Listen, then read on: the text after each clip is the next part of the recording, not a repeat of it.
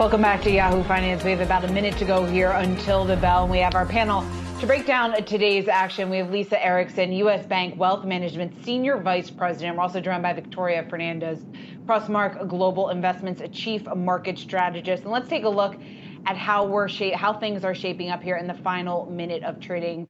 We've been tracking the Dow off just around 266 points, so not far from its lows of the day. The S&P also under pressure, off just around 0.33%. The Nasdaq bucking the downward trend, although just barely, off its highs of the day, now up just around 10 points. We've got some news out over the weekend. Goldman Sachs downgrading its economic outlook, citing the Delta variant as one of the factors as the reason for its downgrade. Now expects 5.7% annual growth in 2021. And we know that the Delta variant has been one of the concerns here for investors. It has been weighing on investor sentiment over the last couple of weeks. In terms of the laggards today within the Dow, 3M, that stock off more than 4%. Also seeing losses in Honeywell and Amgen.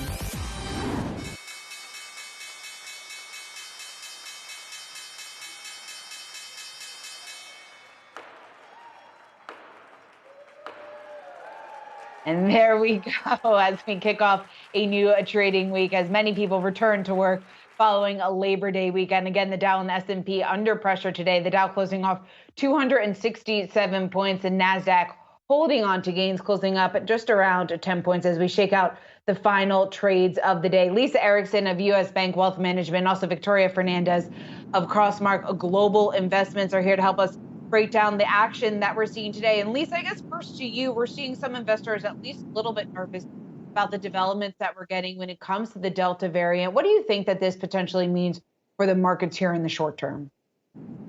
Well, to your point, Shauna, we do think tracking what's going on with Delta is very important. And the base case really is just that there could either be slowdowns because of restrictions that are officially imposed, and it certainly could also affect business activity and consumer activity. So we do see that as one of the key risks going forward. Overall, our base case, however, is really more moderately optimistic. And if we just look at what's going on, both from a top-down and a bottom-up basis, we see that fundamentals still remain fairly strong, both in terms of macro indicators as well as corporate earnings. So again, we'll want to keep an eye on where COVID heads, but base case for us is moderately optimistic on the economy and the markets. Victoria, what's your reading on the fundamentals? I guess from your view, are they still strong?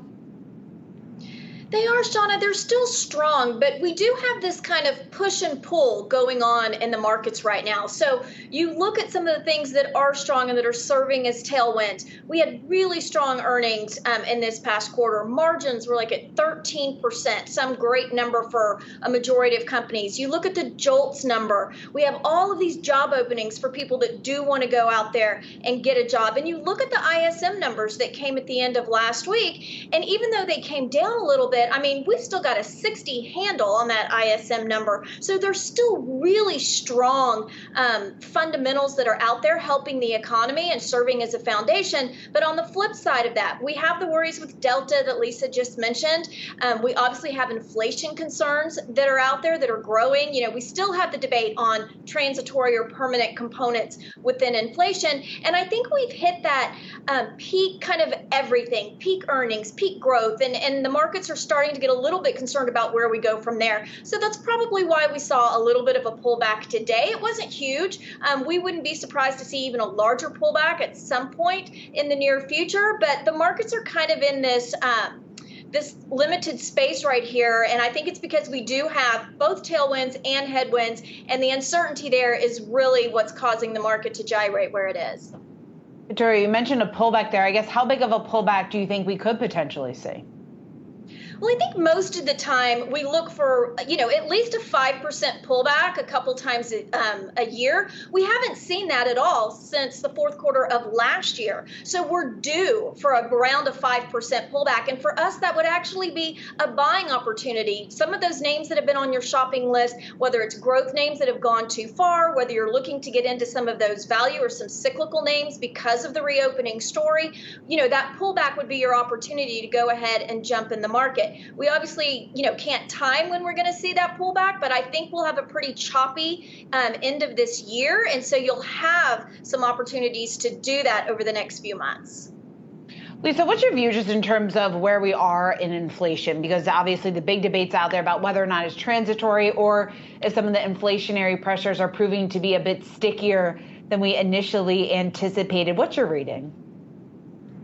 To your point, inflation, and as Victoria mentioned, is another key watch point that we have going forward. We do believe that inflation will moderate over some time. We've basically had a situation with the pandemic where supply chains have been disrupted along with the labor market. But again, as activity continues to normalize and hopefully as we see Delta continue to come down, we should see some of those pressures moderate. And with that will help bring back some of the inflation pressure. However, we will want to continue to monitor that. Obviously, some of this behavior has been a little bit more sticky than the market has expected, so we'll want to continue to watch that. But we do believe, again, over time, we'll see some moderation of those price pressures. Lisa, in your notes, I also think it's important to point out one thing that you mentioned, and that's the fact that fiscal stimulus is declining. We have enhanced unemployments.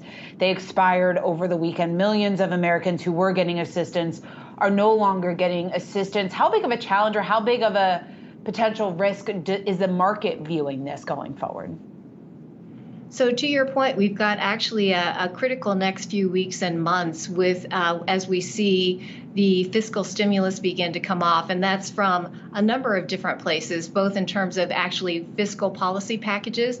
It's uncertain, again, and we'll need to see how those infrastructure bills potentially come forward. But even if they do, they're at a different level than the stimulus we certainly saw in the wake of the initial pandemic. And to your point, on the employment side, we just recently had the expiration of many benefits for unemployed workers. And so overall, what we see is, on the one hand, potentially that could put some dampening on the economic activity. However, it could also continue to spur some normalization of those supply pressures, hopefully as the labor market continues to re-enter the market. So again, we do have this moderately optimistic view on the economic direction over the intermediate term, thinking 6 to 18 months out.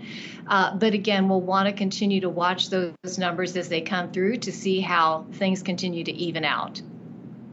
And Victoria, when it comes to the consumer, we were talking about this the last hour, but there's been some conflicting reports just in terms of the strength of it. When you compare what we heard in many of the larger retailers' earnings reports, what we heard from a number of their executives versus some of the sentiment data that we've gotten out over the last week or so, what's your reading just in terms of how strong the consumer is at this point in the recovery? Yeah, so we really think the consumer is the backbone of this recovery. And you're right, we had retail sales that disappointed a little bit a couple of weeks ago, but yet we had some retail companies come out and really give some strong earnings. And consumer confidence came down a little bit. But at the same time, out of the ISM reports, we're seeing new orders continue to be strong. So there is this discrepancy between the numbers. We have to look at where the consumer sits financially, and their household balance sheets are strong. They are still flush with cash. Does a lot of that pent-up demand, has that probably already passed? I think it probably has, but they still have a solid foundation that they're sitting there and waiting to spend. So I think the consumer is in good shape.